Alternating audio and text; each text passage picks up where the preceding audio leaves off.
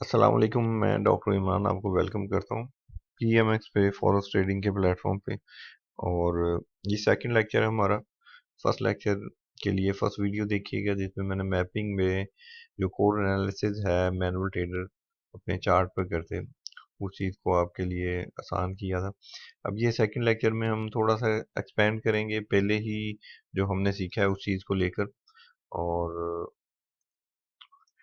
वही चार्ट अभी हम यूज़ करेंगे। एज यू कैन वॉच कि हमने लास्ट टाइम हमारी हॉरिजेंटल जो हैं उनको फोकल पॉइंट पे लगाना सीखा था। और आज हम इन फोकल पॉइंट्स को थोड़ा एक्सटेंड करना सीखेंगे इस वीडियो में। एक्सटेंड का मतलब ये होता है कि जब आपने अपनी सपोर्ट रेजिस्टेंस या फोकल पॉइंट्स को डिफाइन कर लिया तो अगला स्टेप जो होता है वो ये है कि आप इन फोकल पॉइंट्स को इसके फर्स्ट ब्रेकआउट तक लेके जाएंगे। फर्स्ट ब्रेकआउट क्या होता है? नॉर्मली अगर आप बिगिनर हैं तो भी आपको पता होगा किसी भी लाइन चाहे वो सपोर्ट हो या रेजिस्टेंस, जब आपकी प्राइस उसको ब्रेक करके कोई क्लोज कैंडल देती है हम उसको ब्रेक कहलाते हैं। और जब फॉर एग्जांपल जैसे आप ये एग्जांपल देख रहे हैं यहाँ पर, अगर आपकी प्राइस सिर्फ आपके फोकल जो आपकी सपोर्ट या रेजिस्टेंस लाइन लगी है उसको सिर्फ टच करती है लेकिन ब्रेक करके क्लोजिंग नहीं देती, तो ऐसी सूरत में हम उसको टच कहते हैं। तो टच किसी लाइन पर जितने भी आ जाएं वो आमतौर पर उस लाइन की वैल्यू को ज़्यादा करते हैं, जैसे डबल टॉप ट्रिपल टॉप और ये चीज़ें। और अगर ब्रेक्स ज़्यादा आते जाएं किसी लाइन पर तो इसका मतलब होता है वो लाइन उसकी स्ट्रांगनेस वीक होती जा रही है। तो ऐसी सूरत में हमने जो रूल रखना है वो सिंपल ये होगा कि हमने लाइन को सिर्फ उसके फर्स्ट ब्रेक तक एक्सटेंड करना। अब हम इसको वही लेफ्ट टू राइट एक्सटेंड करेंगे, साथ साथ स्टेप बाय स्टेप चलेंगे। और अगर बिगनर हैं फर्स्ट वीडियो देखें, चैनल को भी सब्सक्राइब लाइक शेयर कर लीजिएगा। अच्छा, इसमें अब हमने सबसे पहले ये टॉप जो फोकल है अब देखना है ये हमारा ब्रेक कहाँ से होता है। अब हम इस लाइन को सिंपली ले जाके जो गिवन डाटा है उसमें यहाँ पर देख रहे हैं कि प्राइस इसको ब्रेक करके ये कैंडल की क्लोजिंग दे रही है।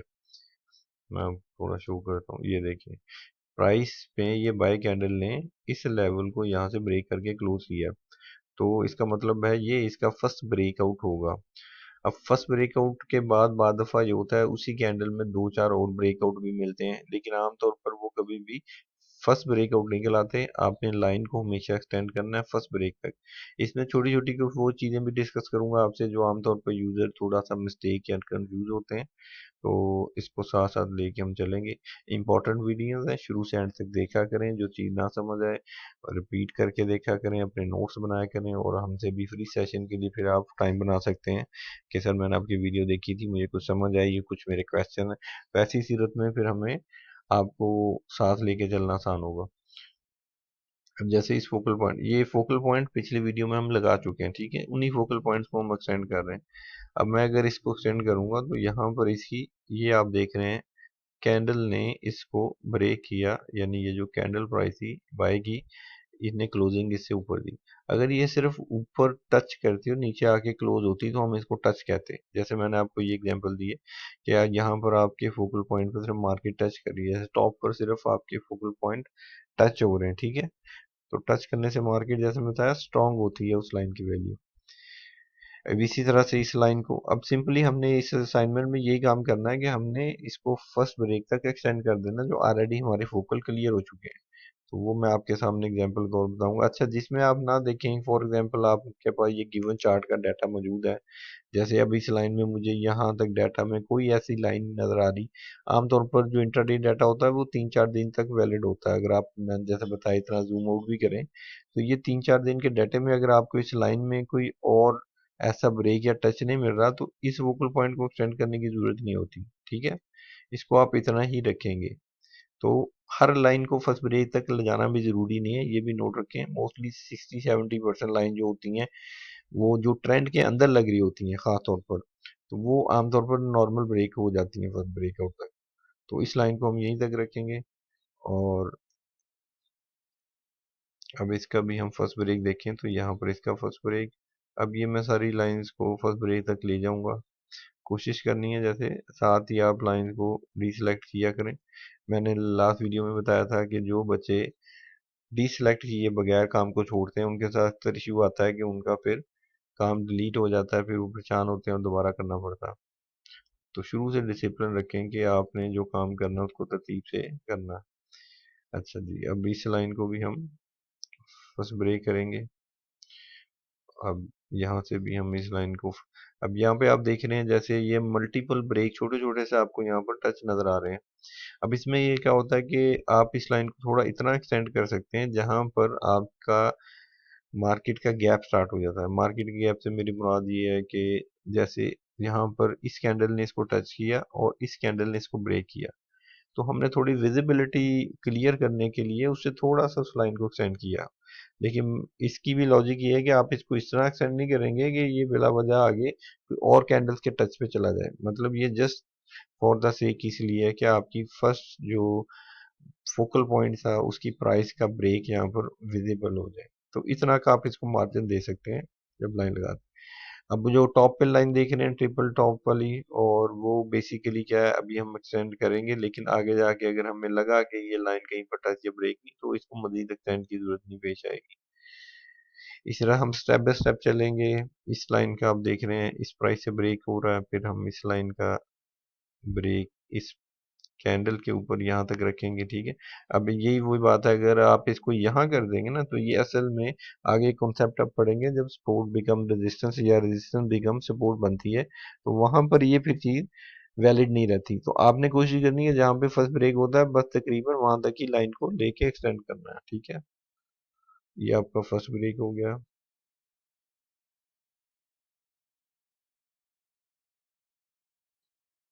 ये इस कैंडल से लाइन का फर्स्ट ब्रेक है। अब यहाँ पे आप देख रहे हैं कि जब मैं एक्सटेंड करूँ तो ये सिर्फ टच पॉइंट है। ऐसी सूरत में इस लाइन को एक्सटेंड किया जाता है, ठीक है। जब आप एक ही लाइन से मल्टीपल वीक्स, जैसे मैं लास्ट लेक्चर में आपको बताया कि टच कर सकते हैं, लेकिन ऐसी सूरत में फिर एक्स्ट्रा लाइन जो होती है उनको डिलीट कर दिया जाता है, क्योंकि उनकी ज़रूरत नहीं होती। जब आपकी एक लाइन सारा काम कवर करती है तो मजीद लाइन्स की आपको ज़रूरत नहीं होती, ठीक है। तो इसी तरह से अब ये लाइन को अगर देखें तो इसी डाटा में ये यहाँ तक कि इसका फर्स्ट ब्रेक हमें मिल रहा है। ये जो टॉप पे हमारा फोकल पॉइंट है इसका फर्स्ट ब्रेक हमें यहाँ मिल रहा है, ठीक है। ये जैसे आपने देखा फर्स्ट ब्रेक जो है वो ये कैंडल करी थी बाय की, ठीक है। अब चूंकि विजिबिलिटी को थोड़ा क्लियर करने के लिए आपने इसको थोड़ा सा एक्सटेंड कर दिया, ठीक है।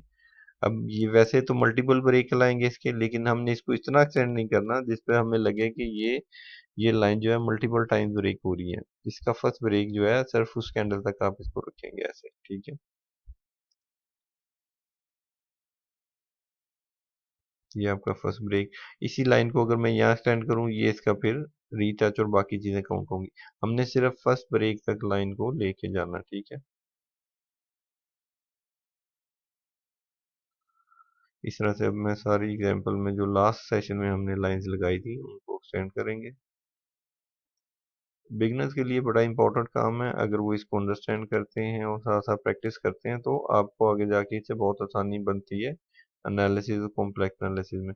अब इस लाइन को मैंने थोड़ा सा एक्सटेंड किया और इसकी चूंकि कैंडल ने यहाँ ब्रेक कर दी है, कैंडल चाहे छोटा सा ब्रेक करे चाहे मोमेंटम ब्रेक करे, आपने उसको सिर्फ उसके फर्स्ट ब्रेक तक ही लेके जाना है, ठीक है।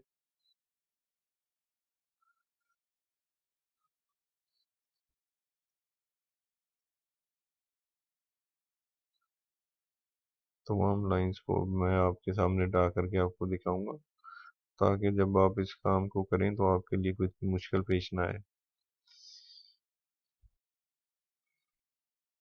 अब ये चूंकि जैसे आप देख रहे हैं ट्रिपल टॉप की एक फोकल पॉइंट बनी है, लेकिन हमने इसको थोड़ा सा एक्सटेंड किया तो ये इसका ब्रेक पॉइंट वादे हो गया, ठीक है। आज की असाइनमेंट पहली असाइनमेंट से थोड़ी सी ज़्यादा आसान है, क्योंकि आपने जस्ट उन्हीं लाइंस को एक्सटेंड करके फर्स्ट ब्रेक तक लेके जाना है, ठीक है।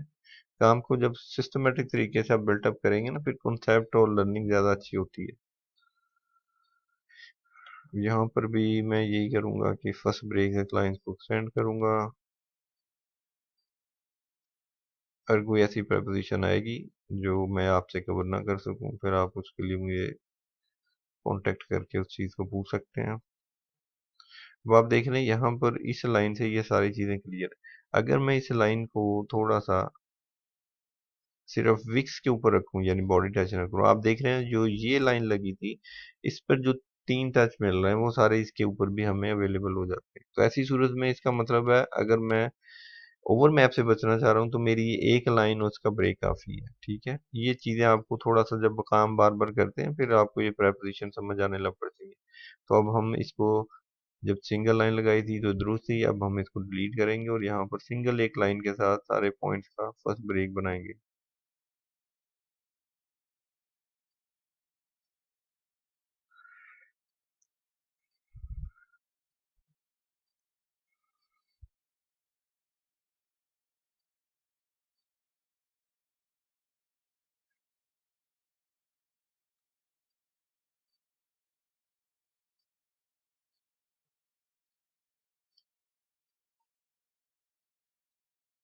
थोड़ा सा माउस जो है ना मेरा स्पीड पे नहीं मूव कर रहा है, या बाद ऑफ MT4 ही थोड़ा हेल्ड हो रहा था, जिसकी वजह से आप थोड़ा सा काम जो है ना वो स्लो हो जाता है। टॉप का जो फोकल पॉइंट है, जैसे आप देख रहे हैं मेरे पास एक गिवन डाटा मौजूद है, और 2 दिन में अगर मैं देखूं तो इस लाइन को एक्सटेंड करके यहाँ पर इसका ब्रेक मुझे विजिबली नजर आता है। अब इसी के साथ ये लाइन भी है, इसका भी ब्रेक मुझे यहाँ पे मिल जाएगा। आमतौर पर जैसे मैंने बताया था आपको कि लाइन अगर कुछ 40-50 फीट के अंदर आ रही हो बहुत करीब, फॉर एग्जाम्पल मैं और आप लाइन को एग्जाम्पल ही लगाता हूँ, अगर ये इतना करीब हो तो आमतौर पर ये फोकल नहीं होते, फिर हम इसको एक ही फोकल से क्लियर करते हैं। अगर फॉर एग्जांपल को 50-60 पिप का ऐसे फर्क है मेजरली, तो फिर हाँ आपका वो हो सकता है, क्योंकि कल जब हम इस पे रीड करेंगे तो आपको ये चीज़ मजीद वाज़ेह हो जाएगी कि ये जो गैप डिस्टेंस मैं बता रहा हूँ ये कैसे काम आता है हमारे। ठीक है, इसे पूरे आपके पिप्स जो है वो फर्क डालते हैं इस चीज़ के अंदर।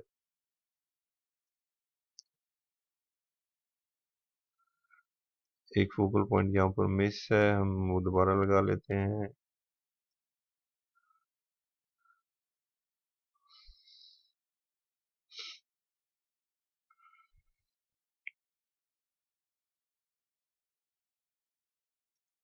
लास्ट वीडियो में मैंने आपको बताया था कि आपने जो खासतौर पर स्ट्रगलिंग और बिगनर ट्रेडर होते हैं, अपने अगर डिसिप्लिन बना लेंगे स्टार्ट में काम करने के लिए, अपनी रूटीन का चीज़ों का नोट करेंगे, जर्नल्स बनाएंगे, तो आपको काफ़ी आसानी होगी अपने काम को मॉनिटर करने की भी, साथ साथ अपनी ग्रोथ को देखने की। वो चीज़ें जो आमतौर पर बहुत ज़्यादा मिस होती हैं जब लोग कोर्सेज ट्रेनिंग और सारा कुछ करते हैं, कि वो अपनी प्रोफाइल खुद नहीं बनाते, अपना जर्नल नहीं बनाते, या उन चीज़ों को भी इतना वैल्यू नहीं दे रहे होते।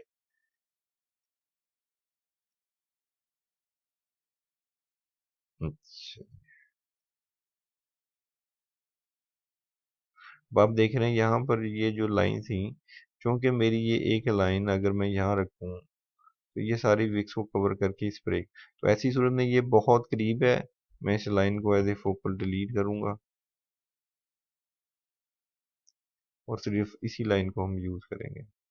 तो इस तरह से शुरू में आप जब लाइन लगाते हैं, अगर आपकी थोड़ी सी ओवर मैप लाइंस भी होती हैं तो आगे जाके वो ऑटोमेटिकली फिल्टर होती जाएंगी।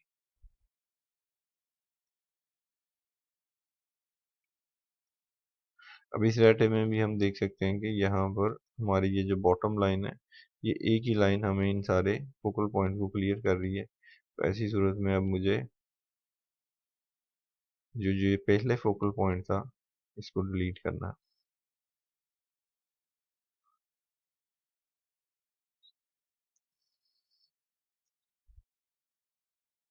अब आपने देखा ये फर्स्ट पॉइंट आ गया, और अब ये जो इसके करीब फोकल ऊपर लगा इसकी ज़रूरत नहीं है।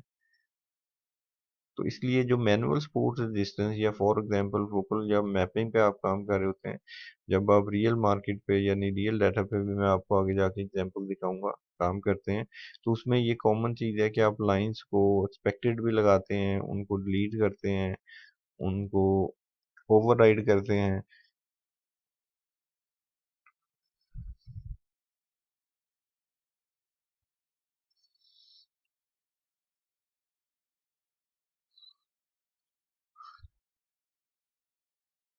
जैसे इस लाइन का ब्रेक यहाँ पर है, तो इसका मतलब है जब ये लाइन इस फोकल पॉइंट का ब्रेक बन गई तो इसके करीब का फोकल जो है उसकी ज़रूरत नहीं रहेगी, क्योंकि इसी लाइन में आपका रीडिंग में एडजस्ट हो जाएगा। अब गिवन डाटा में हम देखते हैं कि हमारे पास सबसे पहले टॉप पे की लाइन आ रही है, जो अगर मैं एक्सटेंड करूँ तो इसका फर्स्ट ब्रेक यहाँ पर कंप्लीट होता है।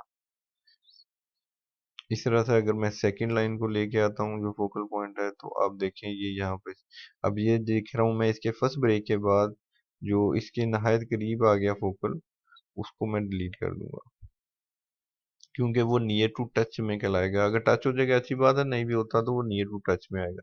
तो जैसे ये इसका ब्रेक बन गया, तो ये फोकल अब नेसेसरी नहीं है अलहदा से, हम इसको पहले फोकल के साथ ही मिला के रीड करेंगे।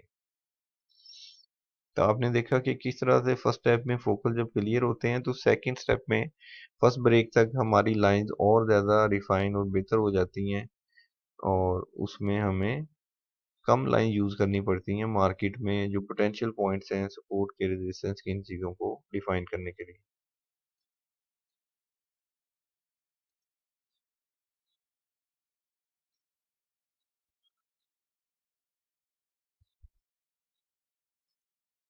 और अगर आप साथ साथ मार्केट का डाटा रीड करें, जो बाकी हम जब रीडिंग में आएंगे तो डिटेल में करेंगे, तो आपको डेली फॉर्मेशंस को समझने में, जो मार्केट डेली फॉर्मेशंस बनाती है, इनको समझने में बड़ी आसानी होगी।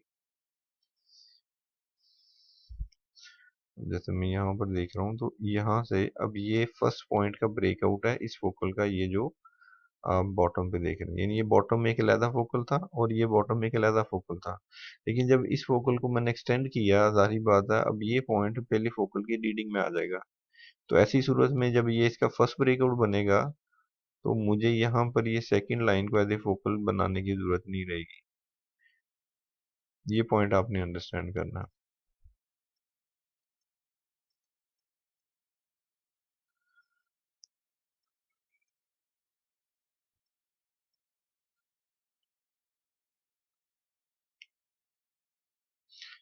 बेस लाइन को जब मैं एक्सटेंड करूंगा, तो आप देख रहे हैं ये जो ऑलरेडी एक लाइन थी मौजूद, इस लाइन की अब नेसेसिटी नहीं है, इस लाइन की अब हमें ज़रूरत नहीं है, इसको हम डिलीट करेंगे। और ये मैपिंग का काम ऐसा है कि शुरू में आप जितनी ज़्यादा इसकी प्रैक्टिस करेंगे, आहिस्ता आहिस्ता फिर आपका,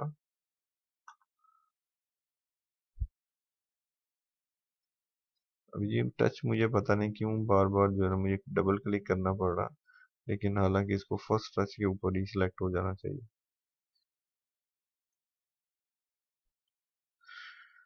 अच्छा जी, अब चूंकि मार्केट में कल से अब तक एक डाटा अपडेट हो चुका है, हम थोड़ा सा वहां पे भी नए फोकल्स को डायरेक्ट फर्स्ट पॉइंट ब्रेकआउट तक ले जाएंगे, ठीक है। और ये हमारा अभी फिलहाल नियर टू टच पॉइंट है, ठीक है। और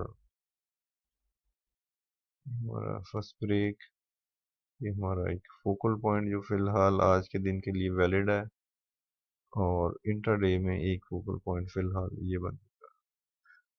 तो जब आप रीसेंट प्राइस पे काम करेंगे आगे जाके मुख्तलिफ पेयर्स की, तो वहाँ पे बस थोड़ी सी लाइन होगी जो आपको लेके अपडेट रख के रखना है। तो इंतहाई इजी होगा जब मैपिंग से आप अपने वीकली सेटअप्स को डिफाइन करना शुरू करेंगे, 4-5 पेयर्स को डिफाइन कर सकते हैं, फिर उनको अपडेट रख सकते हैं। तो ये काम करना इतना मुश्किल नहीं, इसमें कोई टूल यूज नहीं होता, इसमें सिंपल मनी मैनेजमेंट आगे आएगी, सिंपल मॉडल आएगा, ये आपकी बेस प्रैक्टिसेस होंगी।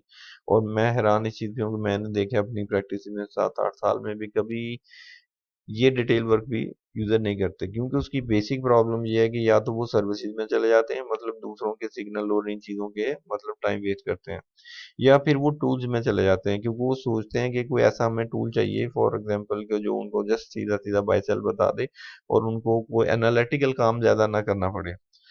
लेकिन अगर आप ये कोड वर्क जानते हैं, तो फिर आगे जाके इसके ऊपर आपको मार्केट में बहुत ज़्यादा आसानी होती है टूल।